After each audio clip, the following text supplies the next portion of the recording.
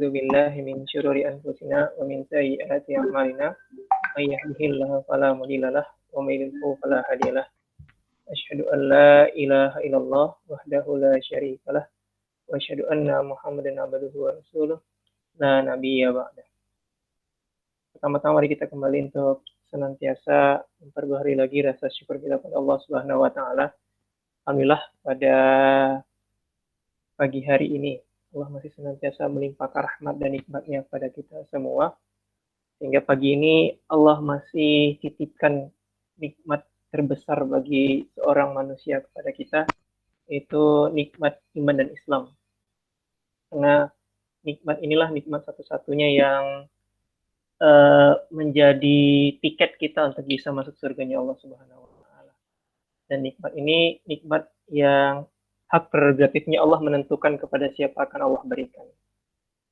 Bahkan Rasulullah saja tidak Allah berikan keistimewaan untuk memberikan nikmat ini. Maka betapa beruntungnya kita hari ini di tengah banyak kekurangan dan kekhilafan kita, Allah senantiasa memberikan nikmat tersebut pada kita semua. Salat beserta salam telah kita kirimkan pada junjungan Allah Nabi Muhammad sallallahu alaihi wasallam. Baik, ya pada pagi hari ini dapat ya sama terima kasih dapat undangan dari kader surau untuk mengisi materi untuk sharing ya dengan tema materinya mantap ya, great leadership. Ya pada pagi hari ini insya Allah kita akan bahas ada 6 target materi ya yang disampaikan. Ada antara kemampuan managing and leading, kemudian mengenal kemampuan diri, berbagai pengaruh atau power yang dapat digunakan dalam menggerakkan tim, dan mentransformasikan tim untuk mandiri dan perform, assertiveness, ketegasan dalam kepemimpinan, dan meningkatkan kepercayaan atau trust dan pengaruh dalam tim. Kalau PPT-nya di slideshow kelihatan nggak? Kelihatan ya? Kelihatan.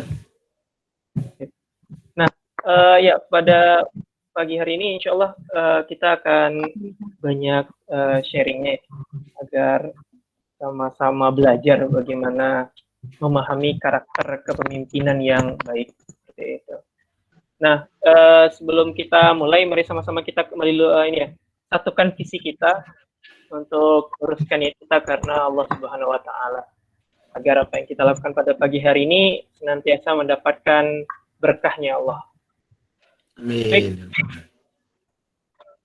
Dalam Islam, kepemimpinan itu adalah sebuah amanah, titipan dari Allah Subhanahu wa taala. Maka kepemimpinan itu atau jadi pemimpin itu bukanlah sesuatu yang diminta, apalagi dikejar dan diperebutkan. Nah, tapi belajar agar memiliki karakter kepemimpinan itu adalah kewajiban kita semua. Nah, maka konteks kepemimpinan yang tidak diminta itu adalah memimpin suatu organisasi atau memimpin sebuah tim seperti itu. Nah, tapi belajar agar kita memiliki karakter kepemimpinan itu sangat penting dan itu menjadi kewajiban kita. Karena apa? Agar kita siap ketika kita diminta untuk menjadi seorang pemimpin. Nah, ya sebagaimana dalam hadis riwayat Bukhari, bahwasanya setiap kalian itu adalah pemimpin dan akan dimintai pertanggungjawaban atas yang dipimpinnya. Nah, kepala negara atau amir itu adalah pemimpin yang manusia secara umum dan dia akan diminta pertanggungjawaban atas mereka.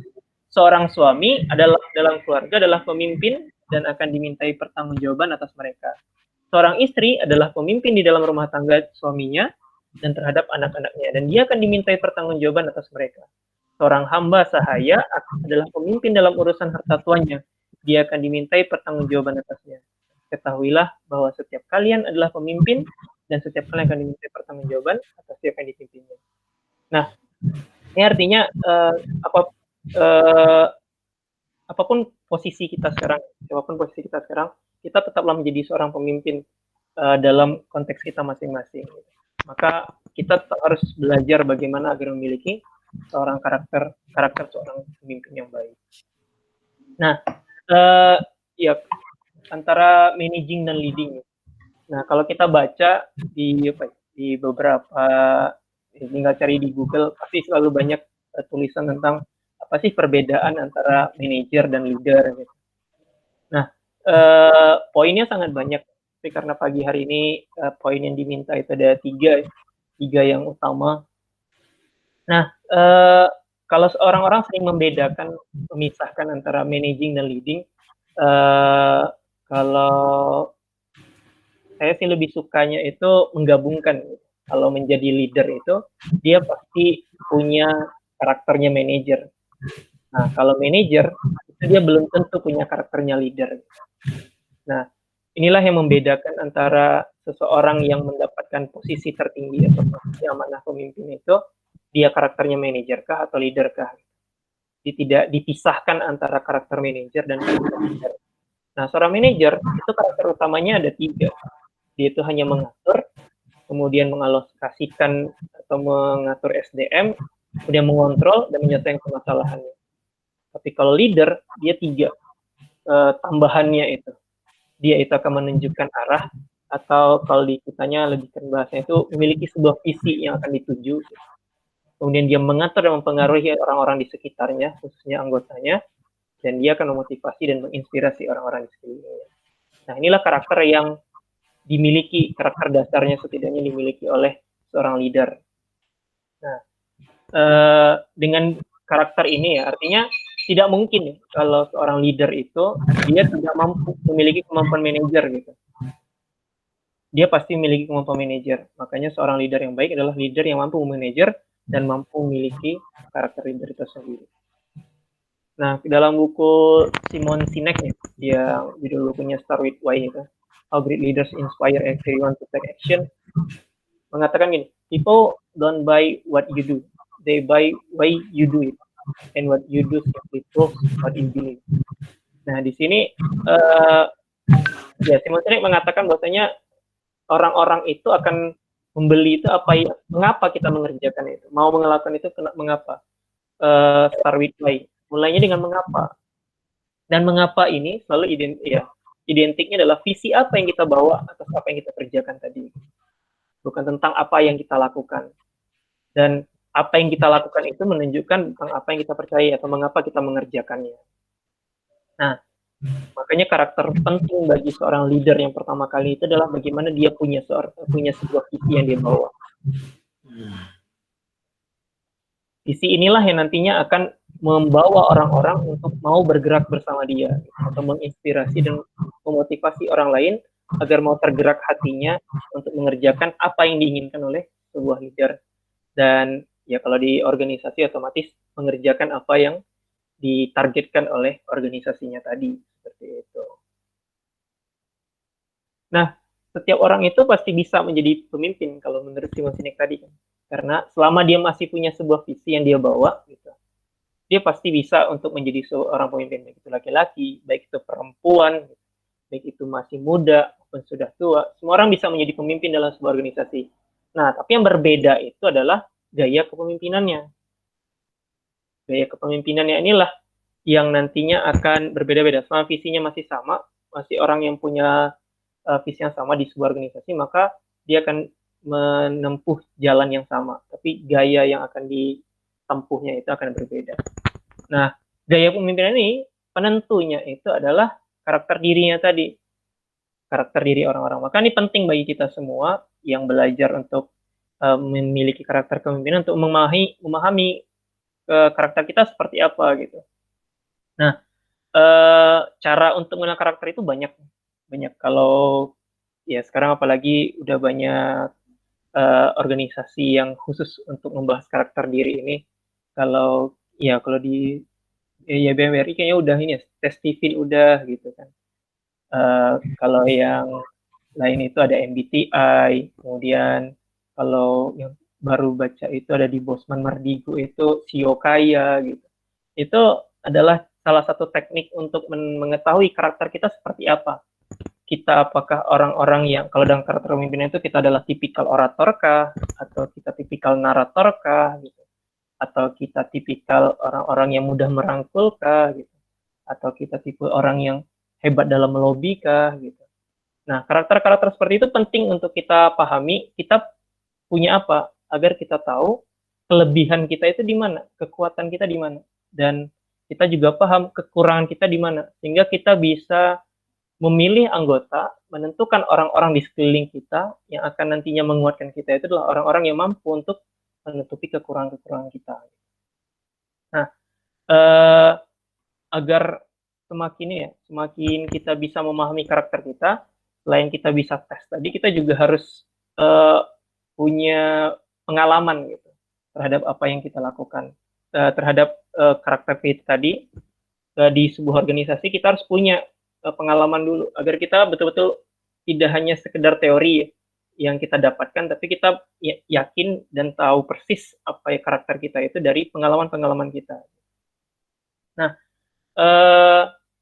kalaulah kita sudah menjadi seorang pemimpin itu, yang sering menjadi poin catatan orang-orang adalah terkait ketegasan dalam kepemimpinan. Nah, kalau tegas ini nggak harus selalu keras ya. Tegas itu merupakan sikap yang kuat dalam mempertahankan argumen dan disertai dengan tetap berpikiran terbuka. Nah, jadi kalau orang-orang yang tegas itu tidak harus bersuara keras, gitu. Tidak harus bersuara lantang untuk menyatakan ketegasannya. Sikap tegas itu sendiri itu ditunjukkan dengan seberapa kuat dia untuk meyakinkan orang lain untuk mempertahankan argumennya dia. Tapi di sisi lain dia tetap berpikiran terbuka. Artinya dia tidak menutup kemungkinan lain seandainya ada argumen yang lebih baik ataupun ada kondisi yang memang harus dia itu mengubah argumennya. Nah, ketegasan ini sangat penting dalam kepemimpinan karena inilah menjadi faktor apakah kita nanti akan jadi leader atau pemimpin atau ketua yang akan nantinya dipercayai oleh orang-orang di sekeliling kita atau tidak. Nah, ada 3 poin pentingnya sikap tegas ini. Yang pertama itu agar kita mempertahankan hasil keputusan rapat. Nah, ini sering ya kalau di organisasi, apalagi ya termasuk di organisasi kampus sekalipun, mempertahankan hasil rapat atau hasil syuro ini adalah sesuatu yang penentu utamanya adalah ketuanya atau pemimpinnya. Nah, ketika kita mampu untuk mempertahankan hasil rapat, meskipun seringkali kadang hasil rapat itu punya risiko yang besar gitu. Bahkan bisa jadi di luar hasil rapat, setelah rapat itu nanti ada keputusan, ada ide-ide baru atau ada masukan-masukan baru yang mungkin lebih baik gitu daripada hasil rapat itu sendiri. Nah, tapi poinnya bukanlah tentang seberapa baik sebuah ide tadi. Seorang pemimpin itu dia harus mengedepankan hasil dari keputusan syuro tadi dibandingkan ide yang lebih baik di luar hasil syuro. Nah, karena apa?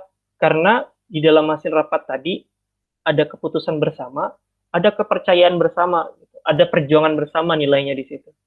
Sehingga ketika ada orang lain yang meskipun idenya jauh lebih baik daripada itu, maksudnya lebih baik daripada hasil syuro tadi idenya, tidak serta-merta ketua langsung merubah hasil keputusan agar ini menjaga kepercayaan dari teman-temannya, kepercayaan dari anggota-anggotanya. Nah, ini akan menentukan nanti bagaimana bergeraknya tim, bagaimana mau dapat tercapaian hasil dari visi yang diharapkan. Nah, poin yang kedua, pentingnya untuk sikap tegas bagi seorang pemimpin itu adalah agar dia membangun rasa percaya diri, bertanggung jawab, dan siap mengambil risiko. Nah, iya, poin yang ini melanjutkan poin pertama tadi, dengan mempertahankan hasil rapat ataupun mempertahankan argumen tadi, maka kita secara tidak langsung itu akan membangun rasa kepercayaan diri kita, gitu. Menunjukkan kalau kita siap untuk mengambil semua risiko yang ada. Dan karakter inilah yang penting bagi seorang pemimpin. Gitu. Kalau kita tidak siap untuk mengambil risiko atau malah melimpahkan risikonya kepada orang lain, maka hal itu tidak hanya akan berpengaruh kepada diri kita saja, tapi juga akan berpengaruh pada orang-orang di sekitar kita. Dan otomatis juga akan berpengaruh pada organisasi ataupun tim yang kita pimpin tadi. Nah, dengan orang-orang yang bisa, ya dengan kita bisa menjaga ketegasan kita terhadap hasil keputusan rapat tadi, setidaknya kita akan jadi orang-orang yang bisa belajar. Kesalahan dalam risiko yang dari hasil keputusan rapat itu tidak selalu ini kok, tidak selalu menjadikan kita jadi orang yang buruk gitu. Kita bisa belajar dari kesalahan-kesalahan itu. Dan setiap pemimpin besar itu pasti mendapatkan pengalaman terkait salahnya hasil keputusan gitu. Tapi poin yang paling penting dari hasil keputusan rapat itu tadi, bagaimana kita mampu untuk bertanggung jawab dan siap mengambil resikonya. Sehingga ketika ada keputusan-keputusan lainnya, ketika akan pengambilan keputusan lainnya, kita menjadi karakter pemimpin yang tidak setengah-setengah. Agar apa? Agar ini menjaga kesulitan tim kita sendiri. Nah, nanti kesulitan tim ini akan berpengaruh kepada tingkat kepercayaan mereka dan sejauh apa mereka mau bergerak dari organisasi kita sendiri. Gitu. Nah, dan yang ketiga adalah memberikan rasa aman dan kepercayaan pada anggota. Nah, ya ini 3 hal yang menjadi ketegasan ini penting, seberapa pentingnya bagi seorang pemimpin, khususnya decision maker ya, atau orang pemimpin yang menjadi penentu membuat memutuskan hasil rapat. Gitu. Nah, 3 poin penting inilah yang harus kita tanamkan dalam diri kita kalau seandainya kita mendapatkan amanah menjadi seorang pemimpin tadi. Bagaimana kita harus mampu untuk mempertahankan hasil keputusan. Kalaupun kita ingin merubahnya, ada mekanismenya gitu. Tidak serta-merta kita langsung merubah hasil keputusan begitu saja. Gitu. Tentu saja kalau merubah hasil keputusan rapat itu, kita juga harus mengadakan rapat yang setingkat dengan ketika keputusan itu diambil. Gitu. Kalaulah misalnya di Kamil atau di Gamais misalnya, ngambil keputusannya lewat jalur dari hasil keputusan BPH misalnya.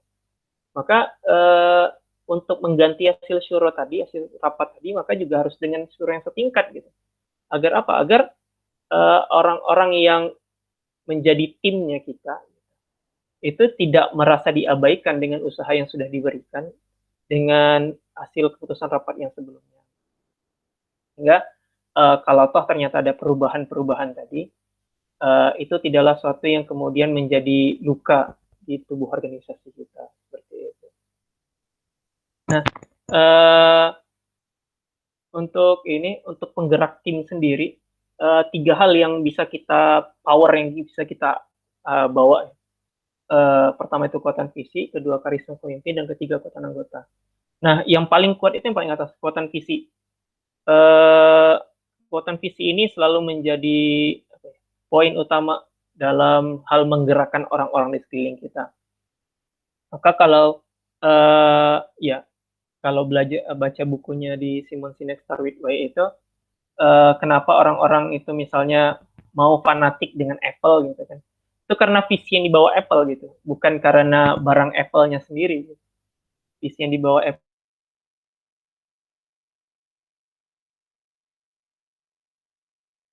fanatik dengan Apple. Nah, maka kalau seandainya saja, kalau dengan target duniawi saja itu bisa membuat orang fanatik itu, apalagi kalau kekuatan visi kita sinergikan dengan agama kita sinergikan dengan kelurusan kita lillahi ta'ala gitu. Maka betapa luar biasanya kekuatan visi itu untuk menggerakkan orang-orang di sekitar kita. Ya, kalau baca di buku novelnya ini Ustaz Salim itu di Pangeran Diponegoro Jenesari terakhir itu, salah satu alasan kenapa Pangeran Diponegoro itu sulit untuk dikalahkan karena dibandingkan pangeran-pangeran yang lain yang akan ditaklukkan kerajaannya itu, visinya Pangeran Diponegoro itu bukanlah kekuasaan, tapi jihad fisabilillah. Bagaimana menjadikan Pulau Jawa itu pulau yang rahmatan lil alamin. Nah, visi besar itulah yang kemudian menjadi penggerak untuk seluruh rakyat Jawa ketika itu. Nah, begitu juga apalagi dengan visinya Islam. Karena apa? Karena ketika visi kita sudah lillahi ta'ala, maka kekuatan kita adalah kekuatan terbesar yang ada gitu, yang tidak ada tandingannya lagi. maka otomatis energinya juga akan menjadi energi yang luar biasa. Nah, begitulah kekuatan visi mampu untuk menggerakkan orang-orang di sekitar kita dan menjadi penggerak tim kita.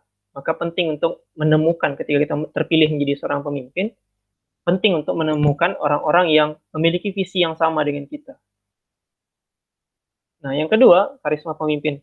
Nah, karisma pemimpin ini adalah apa ya, trik atau poin yang paling cepat sebenarnya untuk menggerakkan tim di awal-awal gitu.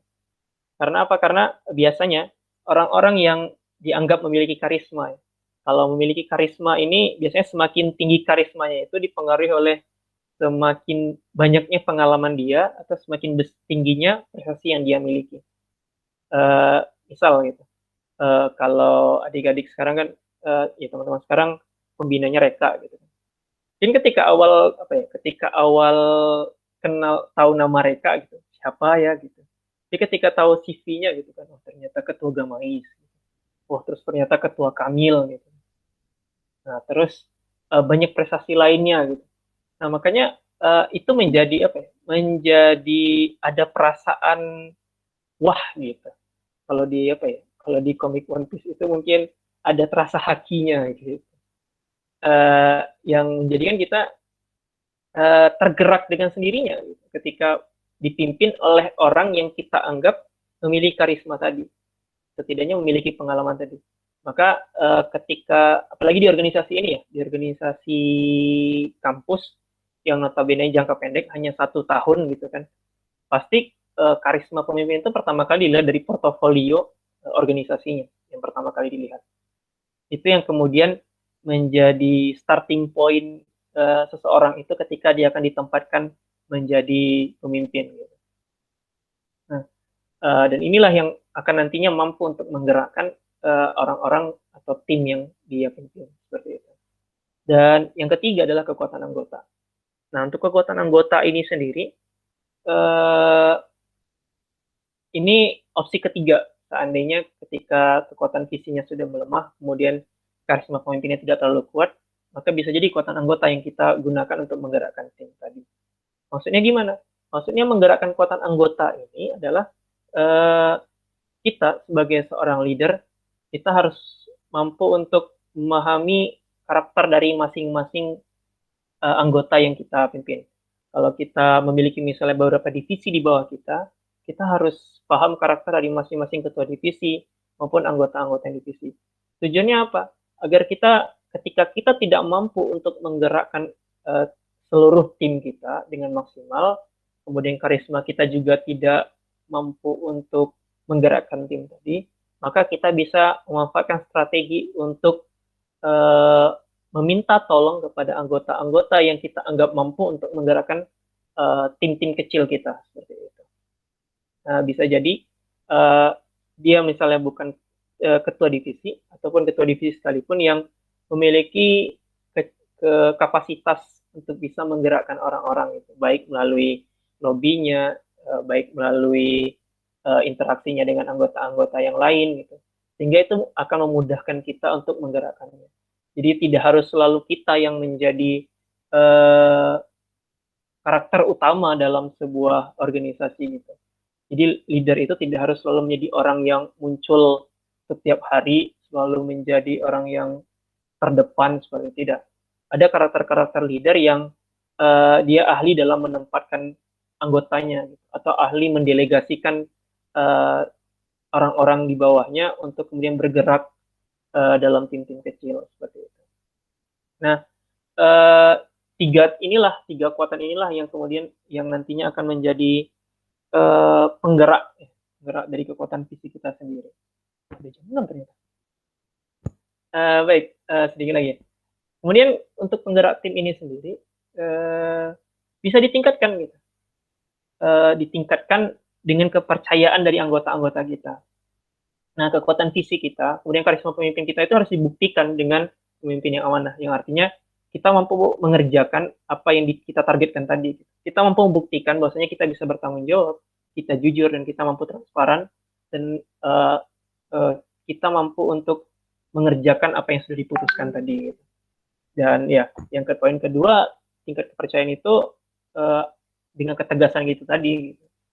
Dan yang ketiga adalah penempatan posisi anggota yang sesuai. Nah ini agar apa? Agar orang-orang kita tempatkan tadi itu sesuai dengan muyolnya, sesuai dengan interestnya kemana gitu. Agar apa? Agar di situ bisa memaksimalkan potensi dia. Dengan penempatan anggota yang sesuai tadi, maka ini akan menjadikan anggota-anggota kita tuh merasa nyaman dengan kita sebagai pemimpinnya. Gitu. Nah, dengan penggerak tim dan kepercayaan ini, ketika kita mampu untuk memanfaatkan 6 poin ini, setidaknya 6 poin ini saja, maka insya Allah ini akan menjadikan mentransformasi tim kita menjadi tim yang mandiri dan mampu perform gitu.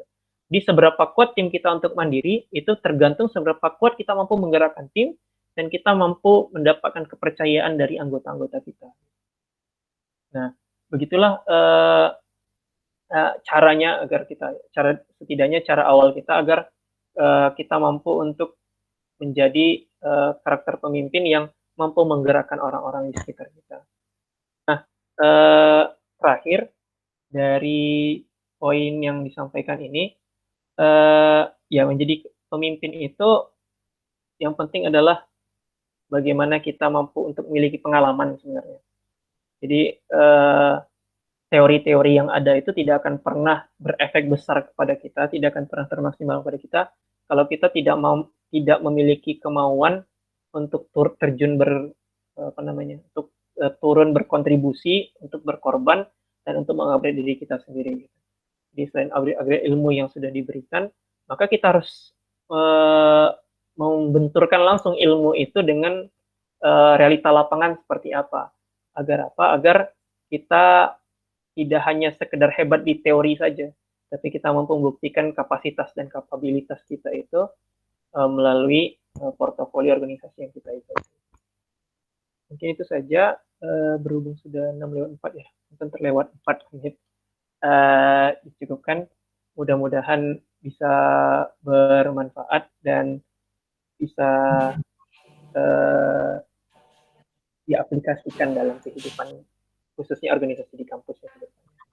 Saja dicukupkan. Alhamdulillah, terima kasih kepada Founder materinya, luar biasa ya.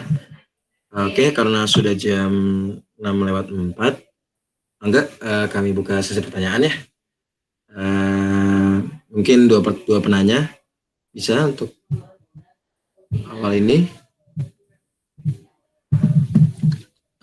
Ditunggu. Apakah ada yang mau bertanya?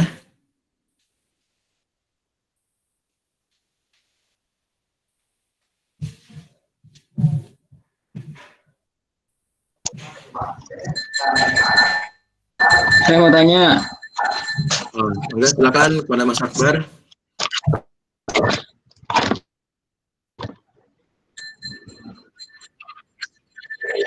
Baik, Koni atas materinya sangat menarik.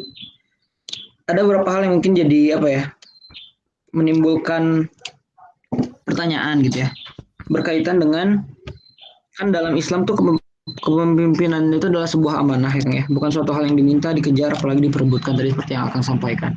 Nah pertanyaannya adalah mungkin ini lebih ke ranahnya, sebutlah kepemimpinan yang sifatnya regulator gitu ya. Jadi entah semacam DPR, MPR dan sebagainya. Lebih tepatnya DPR begitu misalnya. Nah, untuk menjadi seorang pemimpin di ranah perpolitikan atau di ranah tersebut, kita harus masuk menjadi kader partai, kemudian harus menjadi kemudian harus berusaha untuk bersaing dengan calon lainnya untuk dapat mewakili parpol tersebut, begitu kemudian barulah bisa dipilih oleh masyarakat gitu. Nah, di sini kan berarti secara tidak langsung ada hal yang ada sebuah kontradiktif antara yang disampaikan di sini bahwa karena ini sebenarnya amanah dan bukan suatu hal yang diminta, sedangkan di sisi lain untuk terpilih kita harus meminta untuk dipilih gitu.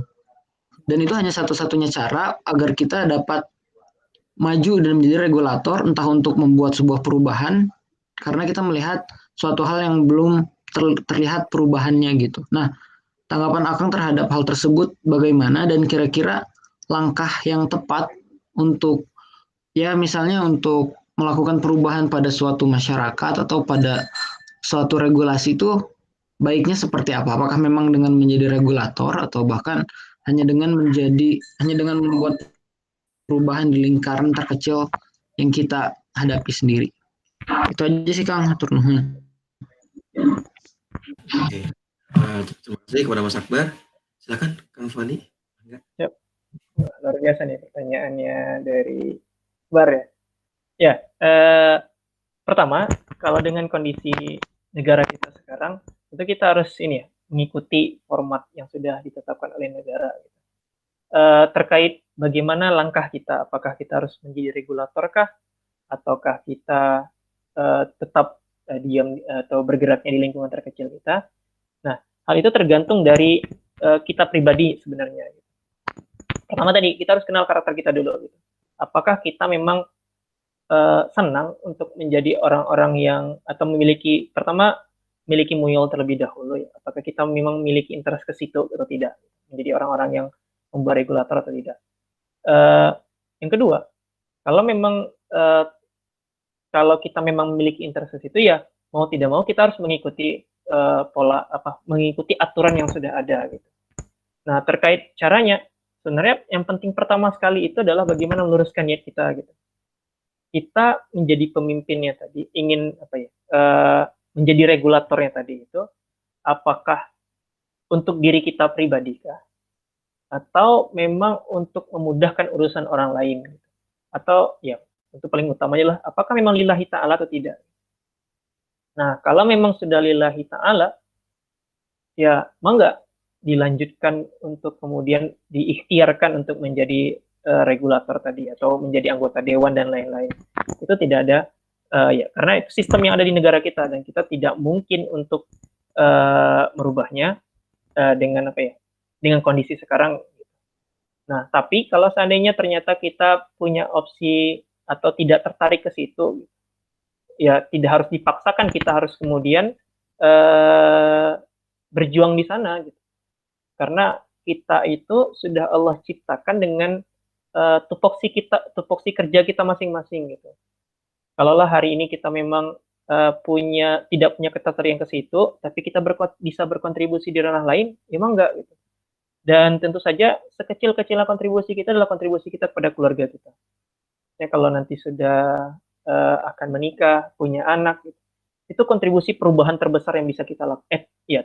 Terbesar ya. Karena dari situlah kalau kita belajar agama ini, itu kita perubahan pada diri kita. Bagaimana kita meluruskan niat kita, meluruskan mindset kita, bagaimana bangun karakter kita menjadi seorang karakter muslim yang baik, menjadi seorang calon pemimpin yang baik. Nah, kemudian baru kepada keluarga terdekat kita, pada istri, kepada anak, atau pada kalau yang akhwat berarti kepada ke suami gitu. Nah, baru kemudian membangun masyarakat yang lebih baik. Gitu. Itu bebas. Jadi polanya mau top down atau down top itu dibalikan ke kitanya. Yang penting itu adalah kita jangan sampai menjadi orang-orang yang malah menyalah-nyalahkan usaha orang lain. Jangan sampai kemudian ketika kita sudah berikhtiar dengan sesuatu gitu, itu merasa ikhtiar kita paling benar. Nah, itu yang malah menjadikan kita tercerai-berai gitu. Padahal ketika kita melakukannya dari berbagai sisi, dari berbagai arah gitu, itu kekuatannya akan jauh lebih besar gitu. Ketika kita saling menyokong satu sama lain gitu. Ketika orang-orang yang berusaha untuk berjuangnya di ranah politik, kemudian orang-orang yang berjuang di ranah pendidikan, kemudian orang-orang yang berjuang di ranah sosial gitu. Nah, itu ketika itu saling menguatkan satu sama lain gitu, maka insya Allah perubahan yang kita harapkan agar menjadi ideal tadi, sebagaimana karakter Islam yang kita inginkan di negara kita, itu akan insya Allah bisa lebih cepat dibandingkan ketika kita kemudian berjuang di satu ranah, tapi kita menyalahkan orang-orang yang berjuang di ranah lain. Selama niatnya lillahi ta'ala, kemudian caranya sesuai dengan cara-cara yang syar'i, maka insya Allah semuanya itu ikhtiarnya akan Allah nilai sebagai sebuah amal dan pahala. Seperti itu kira-kira. Masya Allah. Oke. Baik. Terima kasih pada Kang Fani atas jawabannya. Bagaimana Mas Akbar? Cukup menjawab? Ya cukup Kang, Oke, terima sip. pisan. Terima kasih pada penanya dan Kang Foni juga. Eh, sudah menunjukkan 6:12. Eh, Mari kita tutup kajian pagi kita kali ini. Eh, Terima kasih kepada Kang Foni ya atas materinya luar biasa. Untuk sesi terakhir kita foto-foto dulu, saya screenshot dulu nih. Mungkin untuk yang Akhwat nggak usah menampilkan muka, untuk yang Ikhwan bisa nampilin videonya. Ya, screenshot dulu. Bagaimana? Ya, saya siap screenshot ya. Bentar lu, cara screenshotnya gimana? Bentar.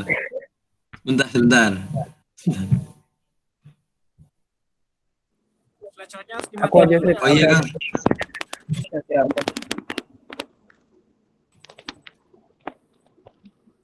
Matiin. Presentasinya di stop dulu. Baru pertama kali. Kita matiin. Foni nuhun sudah mau ngisi ya. Iya, Rek. Nuhun Kang. Gimana sih cara matiin ininya? Biasanya? Cara matiinnya gimana sih? Di slideshow and presentation. Di kanan bawah kayaknya Kanan Kang. bawah kalau nggak salah ya. Kanan bawah. Nggak ada. Akbar. Ininya nggak bisa ya? Hostnya untuk ini? Nggak bisa kan? Harus yang present. Sip. Oke, sip. Itu dia. Tapi kok nggak ada muka saya paling atas ya, nggak kelihatan ya. Jadilah nggak apa-apa. Bisa. Bisa ya? Udah kamu aja deh, Dok. Kamu aja deh yang moto, Dok. Bentar ya. Sebentar.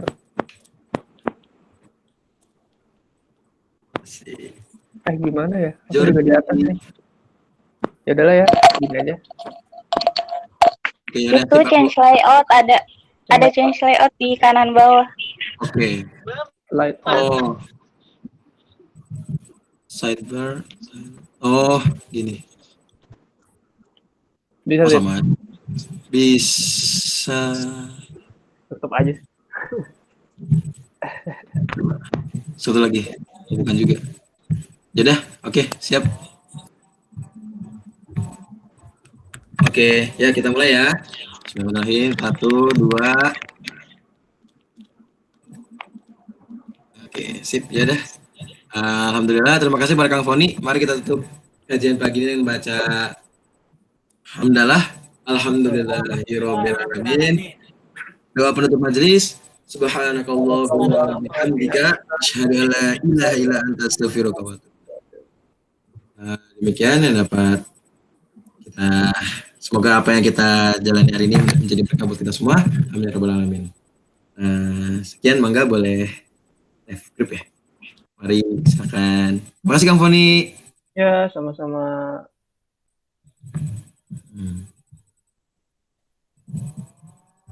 Assalamualaikum.